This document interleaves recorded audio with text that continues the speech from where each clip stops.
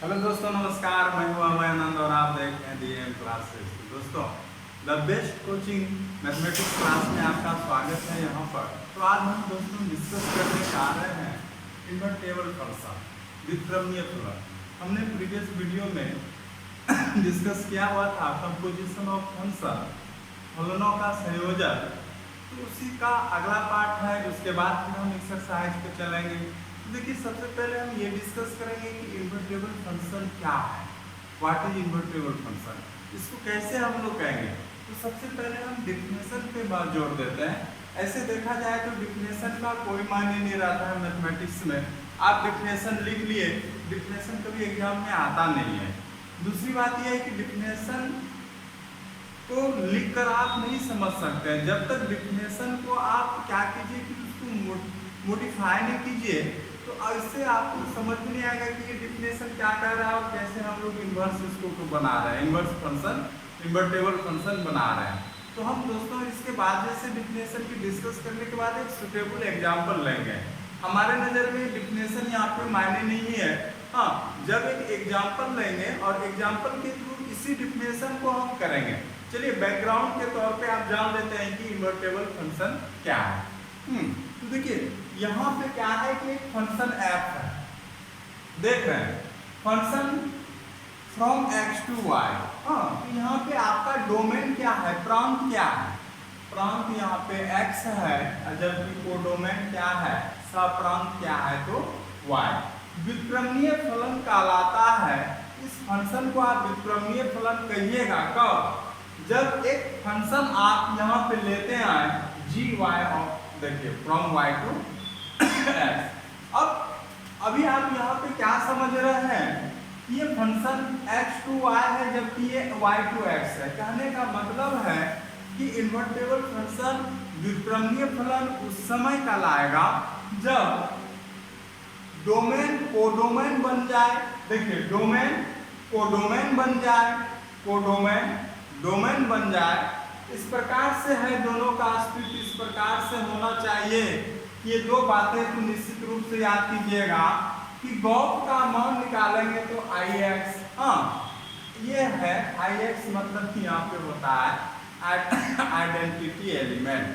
हाँ, यहाँ पे क्या होता है, ये आइडेंटिटी एलिमेंट। और फॉर्म यहाँ पे क्या निकालिएगा, Iy मतलब यहाँ पे y, आइडेंटिटी एलिमेंट, ये आइडेंटिटी एलिमेंट x से होना चाहिए, ये आइडेंटिटी एलिमेंट क्या होना चाहिए, y होना चाहिए।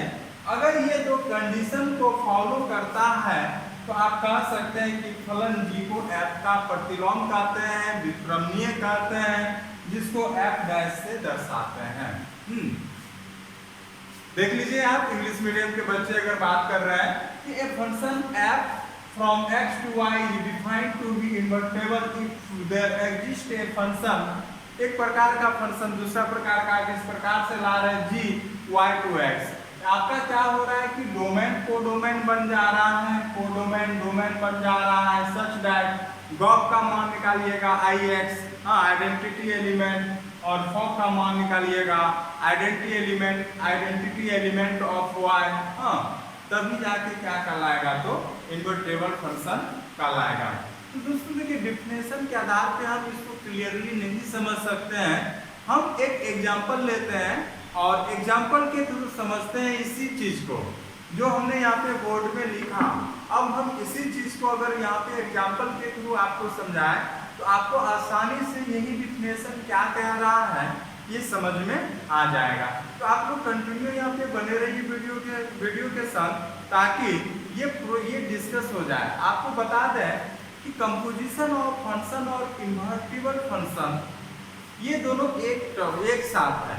या नहीं तो क्वेश्चन कंपोजिशन ऑफ फंक्शन से पूछ देगा, या नहीं तो अगर कंपोजिशन ऑफ फंक्शन से नहीं पूछ रहा है, पूछा तो कहाँ से पूछेगा, तो निश्चित तौर पे कहाँ से पूछेगा, तो व्युत्क्रमीय फलन से पूछेगा, इन्वर्टेबल फंक्शन से पूछेगा। तो एग्जाम के व्यू से अगर देखा जाए तो ये उतना इम्पोर्टेंट भी नहीं है, लेकिन ऐसा भी नहीं कि उसको हम नेग्लेक्ट ही कर दें। आपका कई बार क्वेश्चन यहाँ से पूछा गया है। इस बात को मद्देनजर रखते हुए इस टॉपिक पे भी आप गंभीरता पूर्वक डिस्कस करिएगा, A to Z प्रॉब्लम को बनाइएगा, एक्सरसाइज को बनाइएगा, और अगर क्वेश्चन बैंक के थ्रू अगर कुछ प्रॉब्लम मिलता है तो उसको भी बनाइए। चूंकि जो रेफरेंस बुक यूज करते हैं तो आप तो बहुत अच्छा काम कर रहे हैं। मैथमेटिक्स तो एक समंदर है, जितना गोता लगाइएगा उतना ही गहराई आपको मिलता जाएगा।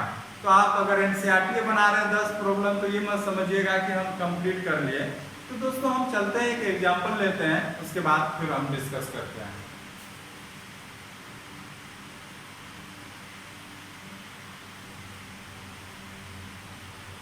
हाँ तो दोस्तों एग्जांपल हम लिए, देखिए यहाँ पे आपका एफ एक फंक्शन दिया हुआ है। हाँ, हमने एक छोटा सा मन से ही आपका एनसीईआरटी से एक एग्जांपल लिया। आप देखेंगे तो आपको एनसीईआरटी बुक में ये एग्जांपल मिल जाएगा। एग्जाम्पल नंबर आपका जो है 23। हाँ, फुल क्वेश्चन आपका वहाँ पे लिखा हुआ है, हम यहाँ पे शॉर्ट में प्रॉब्लम लिख दिए हैं। तो अगर आपको देखना है इसलिए हमने प्रॉब्लम बता दिया, हम इसी को डिस्कस कर रहे हैं। और ये दर्शा रहा है, देखिए आपका है f है फ्रॉम x to y। तो ये जो x है यहाँ पे क्या है, डोमेन है। समझिएगा, प्रॉब्लम को समझिएगा, आसानी से समझ में आ जाएगा। ये क्या है, यहाँ पे डोमेन है, और ये क्या है, कोडोमेन है। हिंदी में बात करेंगे तो ये प्रांत है, और ये क्या है तो सप्रांत है। फिर समझिएगा, आपको एक fx दिया हुआ है 4x + 3। fx क्या दिया हुआ है कि 4x + 3 दिया हुआ है, और इसी f को दर्शाना है कि f is a invertible function, या हिंदी में बात करेंगे कि f एक व्युत्क्रमणीय फलन है।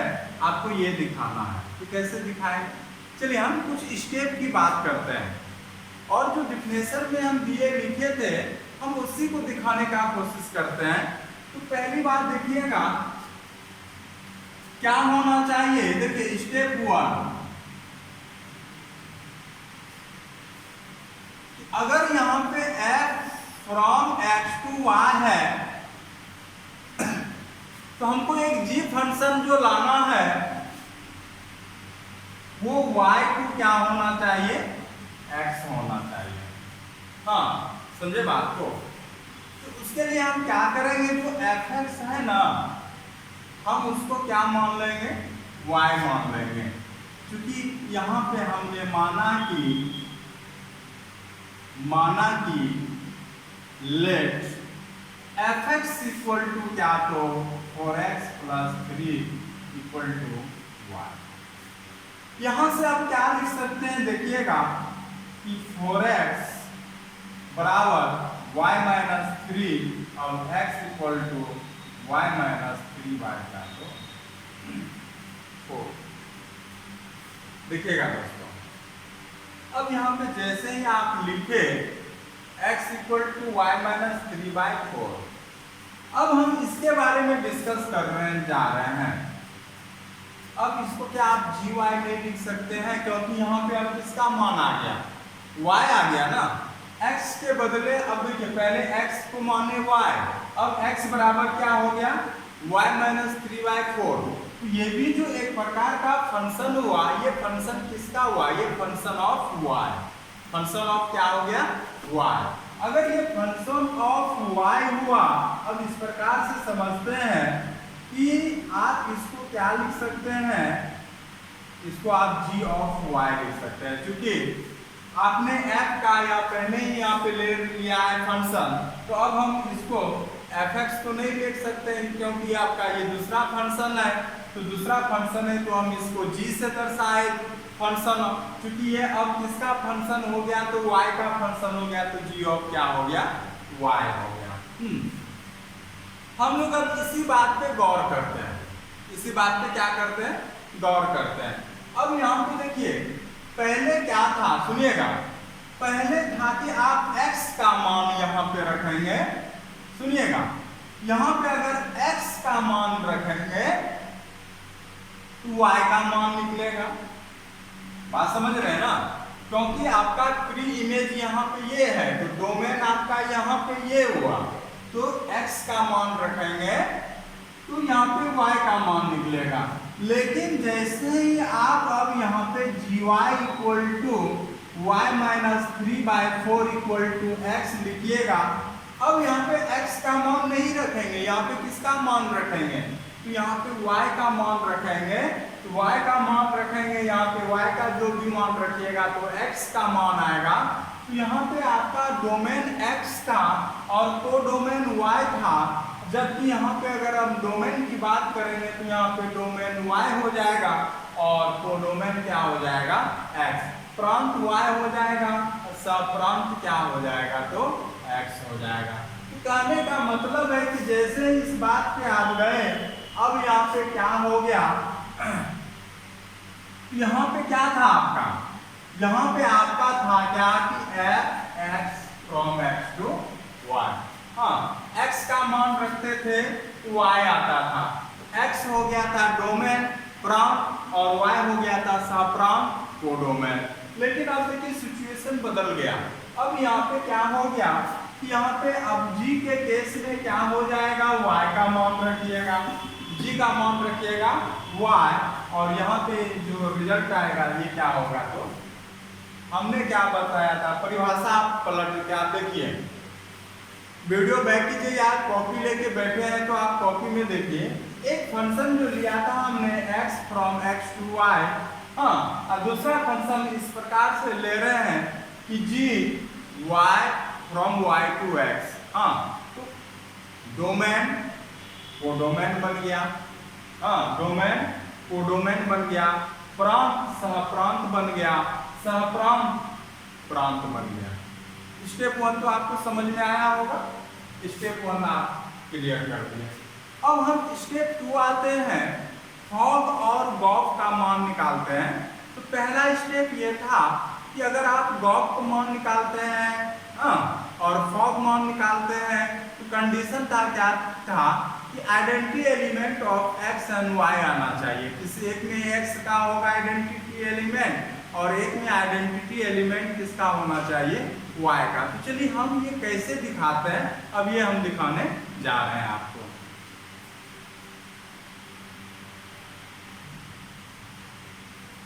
देखिए दोस्तों, हम यहाँ पे फॉग और गॉफ की बात कर रहे हैं स्टेप 2 में।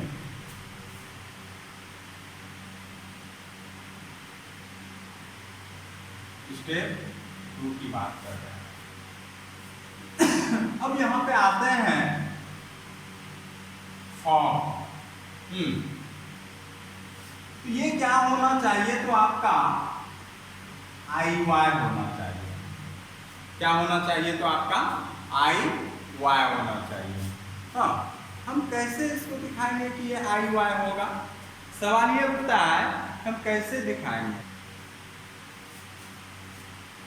हमको इतना पता है कि यहाँ पे क्या आने वाला है, y आने वाला है, तो ये फंक्शन जो दोनों का कंपोजिशन जो फंक्शन ये किसका होगा, तो y होगा। आप यहाँ से अगर बात करेंगे तो लिख सकते हैं और y, तो समझ जा रहे होंगे कि इसका मतलब क्या हो गया। तो हमने कल इसका कंपोजिशन फंक्शन में पढ़ाया था कि अगर इतना का मान लिखना हो तो आप क्या लिख सकते हैं बताइएगा। तो यहाँ पे लिख सकते हैं f of g of y, f of g of y। तो सिंपल सी बात है, याद रखने का तरीका क्या बताए थे कि पहला फंक्शन f है, पहले f को लिख देंगे, ऑफ दूसरा फंक्शन g है तो g of y।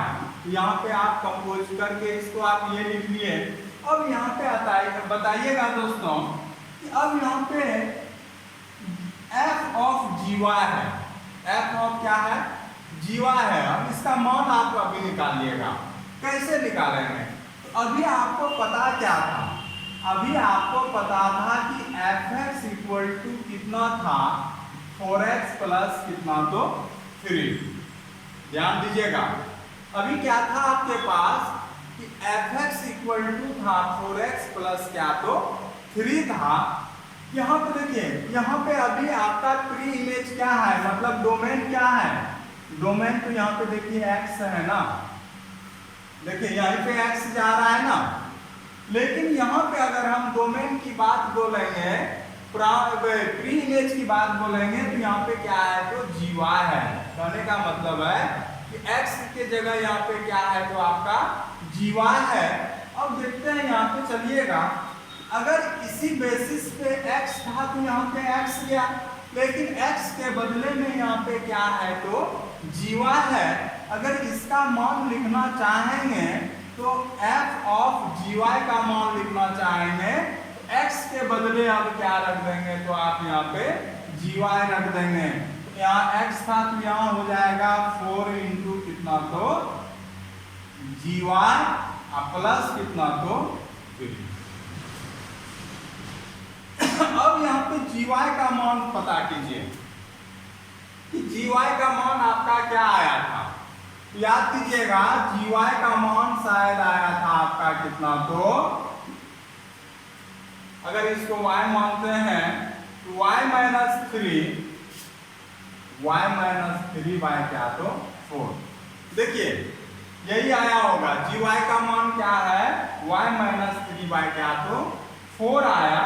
अब चूंकि GY के बदले में तो आप यही मान रख सकते हैं, क्योंकि पहले स्टेप में हमने GY इक्वल टू आपको निकाल के दिखाया है y माइनस 3 बाय 4। आप लोग कॉपी कलम लेके बैठा कीजिए और समझते समझते आप वीडियो पॉज कीजिए, उसको उतारा कीजिए। ये नहीं कि बस वीडियो देख रहे हैं और समझ जाएंगे, ऐसा मत कीजिए, वैसा आपको कोई फायदा भी नहीं होने वाला है। तो आप टाइम व्यर्थ कर रहे हैं। तो जैसा आपको गाइडलाइन मिलता है दोस्तों, आप उसको फॉलो करने का कोशिश कीजिए, चाहे क्लास हो चाहे कहीं पे भी आप किसी भी प्रकार से पढ़ रहे हैं। अगर सही मायने में सही तरीके से पढ़िएगा तो निश्चित रूप से आपको उसका फायदा नजर आएगा। समझ रहे हैं बात को ना। अब यहाँ पे देखिए GY इक्वल टू आपने क्या लिखा कि y माइनस 3 बाई 4 लिख सकते हैं कि नहीं लिख सकते हैं। तो यहाँ पे लिख सकते हैं 4 into y minus 3 by 4 plus 3, 4 cancel, और यहाँ पे देखिएगा आपका क्या हो गया y माइनस 3 प्लस 3। चूंकि ये ऊपर है तो यहाँ से ये कट के क्या दिया तो y दिया। हमने पहले ही बोला था आपको कि अब जैसे ही फॉर्म कीजिएगा तो आपको IY देगा, मतलब आइडेंटिटी एलिमेंट ऑफ Y। और हमने यहाँ पे साबित करके दिखा दिया कि यहाँ पे Y का मान निकला है कि नहीं निकला है, निकल गया ना। तो इसमें कोई डाउट नहीं होना चाहिए कि इसमें Y का कैसे मान आया।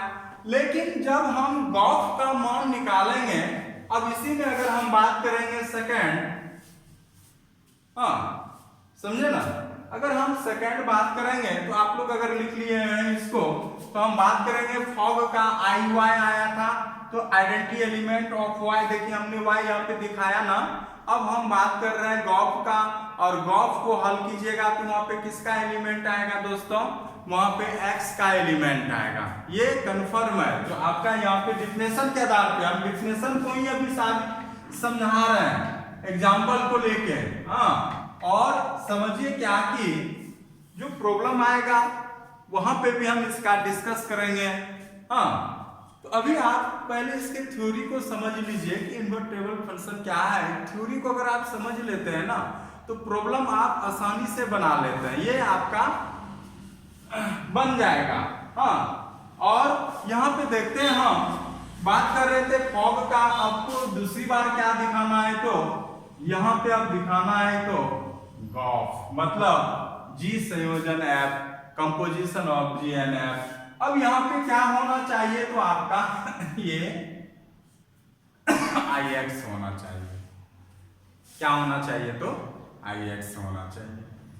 अब यहाँ पे जान रहे हैं कि ये जो है IX है तो identity element of X, identity element of X।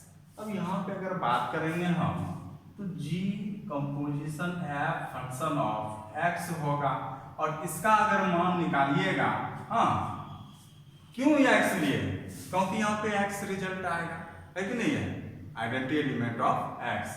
अब यहाँ पे अगर कंपोजिशन कीजिएगा तो कंपोजिशन किस प्रकार से करते थे आपको ये भी याद है। तो पहला फंक्शन क्या है यहाँ पे G है, पहला फंक्शन क्या है तो G है, तो यहाँ पे लिख सकते हैं G ऑफ F ऑफ क्या तो X, G of F of क्या तो X। अब G of F of X लिए तो यहाँ पे बताइए दोस्तों कि अब G g of f x का मान निकालना है।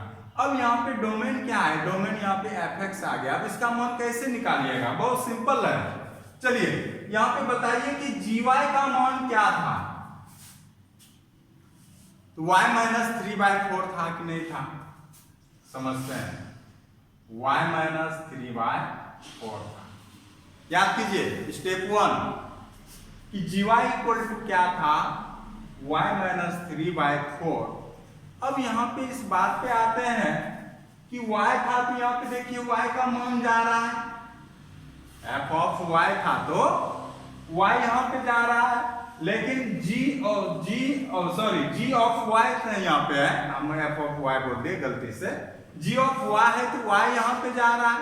अब यहाँ पे g ऑफ fx, तो कहने का मतलब है कि y की जगह कौन आ रहा है, यहाँ पे fx आ रहा है। कौन आ रहा है, तो यहाँ पे fx आ रहा है। तो यहाँ पे जब मान लिखिएगा दोस्तों तो क्या हो जाएगा आप बताइए, तो यहाँ पे हो जाएगा y के बदले अब यहाँ पे fx हो जाएगा, fx माइनस 3 बाय क्या हो जाएगा, तो 4 हो जाएगा। तो fx माइनस 3 बाय क्या हो जाएगा, तो 4 हो जाएगा।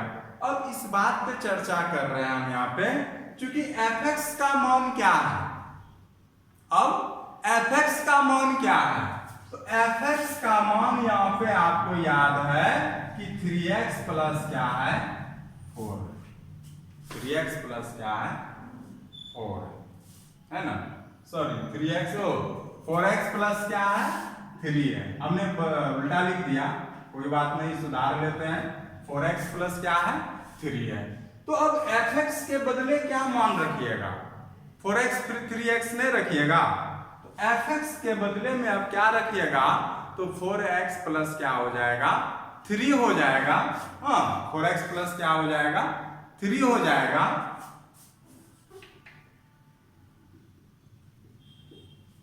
अब यहां से आते हैं तो 4x प्लस 3 माइनस 3/4, 3 कैंसिल, हाँ 4x/4, 4 भी कैंसिल, x। तो यहाँ पे भी देखिए x का मान आया कि नहीं आया। तो जैसे ही आपने क्या किया, fog का मान y दिखा दिया और gov का मान x दिखा दिया, तो आपका निष्कर्ष यही निकला कि fog equal to identity element of y, gov equal to ix। जैसे ही दिखा दिए तो आपका रिजल्ट यही निकला कि g is invertible function of f। g व्युत्क्रमणीय है, किसका, f का। g किसका है, तो f का व्युत्क्रमणीय है। यही निष्कर्ष निकला आपका दोस्तों। तो आप यहाँ पे लिख सकते हैं बात को। चलिए थोड़ा सा मिटा रहे हैं, बात करेंगे। Hence g is invertible function of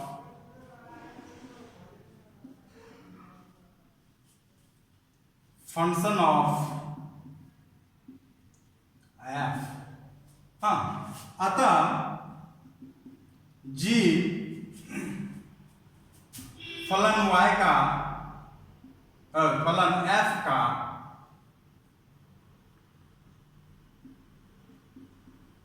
व्युत्क्रमणीय फलन है, व्युत्क्रमणीय फलन है।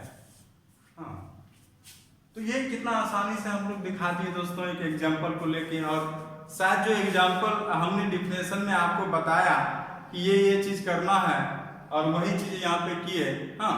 तो चलते इससे रिलेटेड हम एक दो थ्योरम है उसको भी देख लेते हैं और उसके बाद फिर हम प्रॉब्लम पे आएंगे, ठीक है।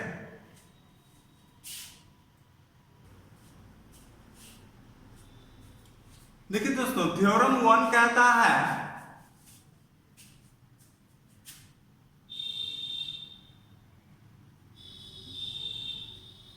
यहां पे 3 फंक्शन इस प्रकार है। 3 फंक्शन दिया हुआ है, एक f दिया हुआ है फ्रॉम x टू y, समझिएगा। एक फंक्शन क्या दिया हुआ है, फ्रॉम x टू y दिया हुआ है, ठीक है। दूसरा फंक्शन दिया हुआ है g, ये दिया हुआ है, मान के चलिए फ्रॉम y टू z। हाँ, क्या दिया हुआ है? From y to z। मतलब यहाँ पे अलग अलग आपका लिया हुआ है डोमेन को डोमेन, तो कुछ घबराना नहीं है। और h यहाँ पे एक तीसरा फंक्शन इस प्रकार है, z फ्रॉम z क्या है? s दे दिया सपोज। हाँ, तीन प्रकार से फंक्शन यहाँ पे दिया हुआ है। एक f दिया हुआ है, g दिया हुआ है, और क्या दिया हुआ है? h दिया हुआ है। तो थ्योरम कहता है क्या? देखिएगा दोस्तों, यहाँ पे थ्योरम जो बोलता है क्या, तो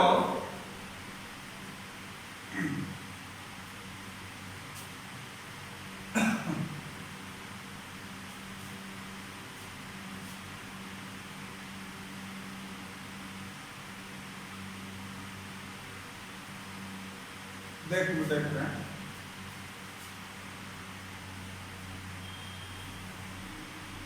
H composition of G composition of F। हाँ, H composition of G composition of F equal to, यहाँ पे क्या है? अगर मान के चलिए कि यहाँ पे आप पहले इसको कंपोज करते हैं, या नहीं तो आप यहाँ पे H कंपोजिशन G कंपोजिशन क्या, तो इस दोनों का मान क्या होगा? तो हमेशा इक्वल होगा। हाँ, कैसे हम कहेंगे कि यहाँ पे इक्वल होगा ये? हाँ, तो इसको थोड़ा सा प्रूव करके दिखा देते हैं हम कि हमेशा ये मान क्या होगा। तो इक्का दुक्का बार क्या होता है दोस्तों, यहाँ पे थ्योरम से ही प्रूव दैट पूछ देता है कि प्रूव करके हमको ये दिखाइए कि इसका मान इतना, LHS बराबर क्या है? तो आपका RHS है। चलिए, अगर हम बात करेंगे किसका, तो LHS का। किसका बात करेंगे? तो हम LHS का। अब यहाँ पे क्या है? तो H, सुनिएगा, H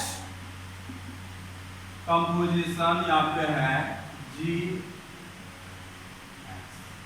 मान के चलिए ये किसी का तो फंक्शन होगा ना। आप मान के चलिए कि यहाँ पे किसका फंक्शन है? तो ये x का फंक्शन है।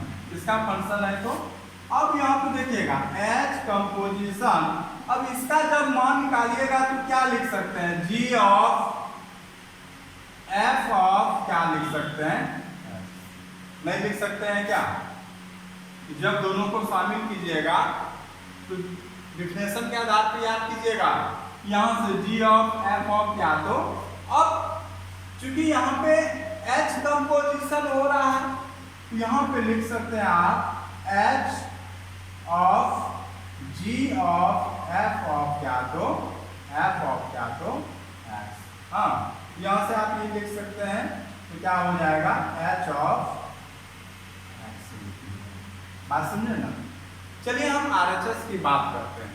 किसकी बात कर रहे हैं? तो हम RHS की बात कर रहे हैं।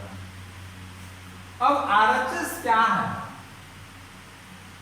H कंपोजिशन, G कंपोजिशन का ऑफ क्या, तो अब यहाँ पे करते हैं RHS का बात। तो यहाँ पे अगर बात करेंगे तो क्या हो जाएगा कि H कंपोजिशन G अब क्या है? ऑफ।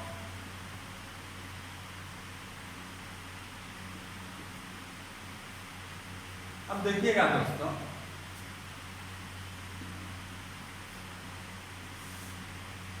यहाँ पे fx आ गया। फिर चलिए इसको आप कंपोज कीजिए, तो यहाँ पे भी कंपोज कीजिएगा तो क्या हो जाएगा? H ऑफ G ऑफ क्या, तो F ऑफ क्या, तो X हो जाएगा। अब फिर इस दोनों को कंपोज कीजिएगा तो क्या हो जाएगा? H ऑफ G ऑफ क्या, तो F। यहाँ से आप निष्कर्ष क्या निकाले कि LHS का भी मान देखिए वही आया जो मान किसका आया, तो RHS का आया।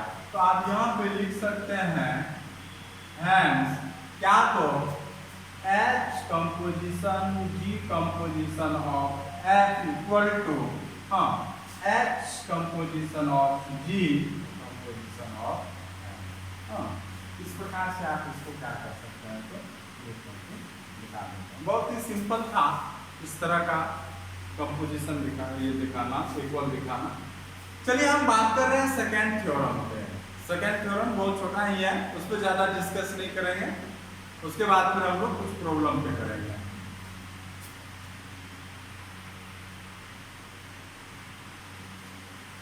चलिए दोस्तों, हम बात कर रहे हैं थ्योरम नंबर 2 का। थ्योरम नंबर 2 का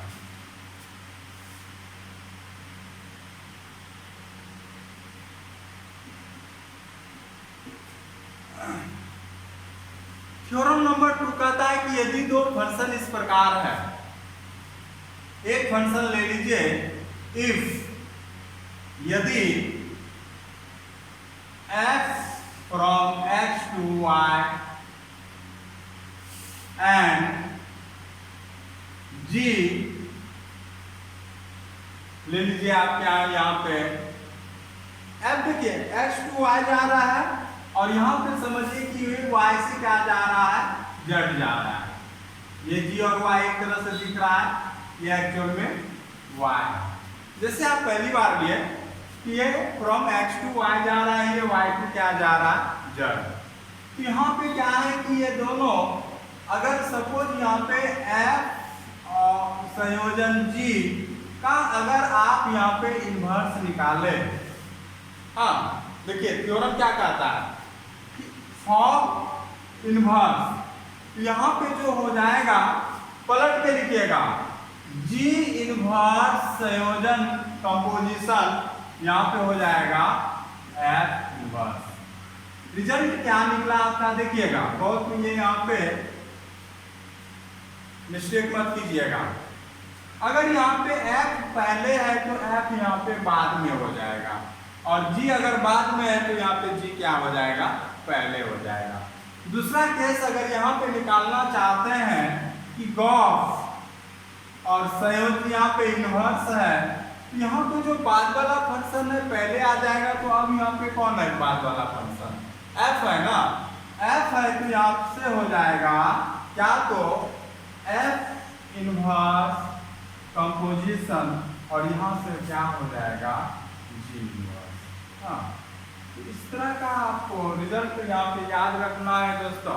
अगर जरूरत पड़ जाएगा प्रूफ बैक में या प्रॉब्लम बनाने में, तो हम इसका क्या करेंगे, तो यूटिलाइज करेंगे। और वन मोर थिंग कि अगर इसके बाद देखते हैं थोड़ा सा एक और टॉपिक यहाँ पे डिस्कस कर लेते हैं, इसके बाद इसका कंसेप्ट क्लियर हो जाएगा। उसके बाद कल नेक्स्ट वीडियो से हम इससे रिलेटेड प्रॉब्लम कराएंगे। तो आप लोग कंपोजिशन ऑफ फंक्शन और इन्वर्टेबल फंक्शन का जो कंसेप्ट हम 2 क्लास में दिए हैं, तो प्रॉब्लम बनाने के लिए ये दोनों का कंसेप्ट आपको देखना अनिवार्य है, अदरवाइज आप इसका प्रॉब्लम का डिस्कशन समझ पाएंगे। ठीक है,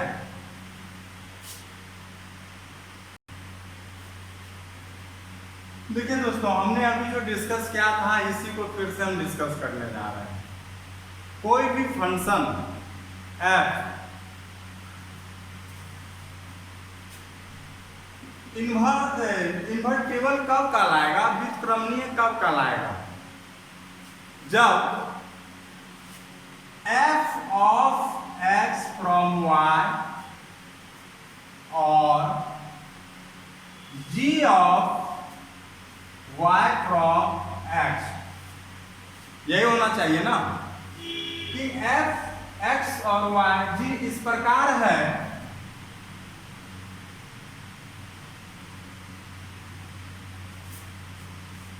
हाँ इस प्रकार है कि गॉस, और क्या होता था याद कीजिए, फॉग होता था ना, ये क्या होता था, फॉग होता था कितना, तो याद कीजिएगा फॉग क्या होता था आपका, हाँ फॉग होता था आई वाई, थोड़ा सा हमको कंफ्यूजन हो गया था, कहीं उल्टा ना लिख दे, इसलिए बुक का मदद ले लिए। फॉग क्या है, तो आई वाई, और क्या था गॉफ, गॉफ क्या होना चाहिए था, आई एक्स। अगर ये इस प्रकार से है, और हमने अभी करके दिखाया एग्जाम्पल 1 में, हमने जो आज का एग्जाम्पल 1 लिया उसमें करके दिखाया कैसे इसका मान आई वाई दिखाते हैं, कैसे आई मान इसका आई एक्स दिखाते हैं। हाँ, identity element of Y, identity element of X, का अस्तित्व अगर इस प्रकार है तो यहाँ पे क्या कहलाता था, तो जी कहलाता था क्या, तो जी एफ का क्या है, एफ जी व्युत्क्रम का, हाँ बात करेंगे तो एफ का व्युत्क्रमीय है। रिजल्ट यही था, जी इज इन्वर्टेबल ऑफ एफ। हमने डिफिनेशन में बता दिया था, लेकिन उसके साथ साथ अगर ऐसा कंडीशन फॉलो कर रहा है, देखिए दोस्तों, अगर ऐसा कंडीशन यहाँ पे फॉलो कर रहा है, यहां से और एक निष्कर्ष निकालते हैं, और निष्कर्ष यहाँ पे क्या निकलता है, यहाँ पे जो फंक्शन होगा वो एकैकी और आच्छादक दोनों होगा। इसको याद कीजिए, कैसे की बात कर रहे हैं। अगर fog equal to I Y, दो फंक्शन इस प्रकार से अस्तित्व में है कि fog equal to I Y और box equal to I X अगर है, यहाँ पे अगर हम बात करेंगे तो फलन क्या होगा, फलन, हाँ फंक्शन, हम फंक्शन की बात कर रहे हैं, ये क्या क्या होगा, तो एकैकी भी होगा, फलन क्या होगा, एकैकी भी होगा और आच्छादक भी होगा। तो फलन यहाँ पे क्या हो जाएगा, एकैकी भी हो जाएगा, और अगर एकैकी बात करेंगे तो क्या होगा, 1 1, और 1 1 का बात करेंगे तो फिर यहाँ पे क्या करेंगे, इंजेक्टिव, हाँ क्या कहेंगे, तो इंजेक्टिव, और आच्छादक मतलब क्या, तो ऑनटू, और दूसरा नाम से अगर याद करेंगे तो क्या हो जाएगा, सर्जेक्टिव। कहने का मतलब है, निष्कर्ष क्या निकला दोस्तों, आप पूरे यहाँ पे रामायण देख लिए, अब निष्कर्ष क्या निकाले आप, निष्कर्ष यही निकाले कि ये अस्तित्व में f और y अगर इस प्रकार से अस्तित्व में आता है तो वो क्या होगा, व्युत्क्रमणीय होगा, इन्वर्टेबल होगा। अगर व्युत्क्रमणीय इन्वर्टेबल है तो इसका मतलब है कि वो फंक्शन कैसा होगा, एकैकी होगा, आच्छादक होगा।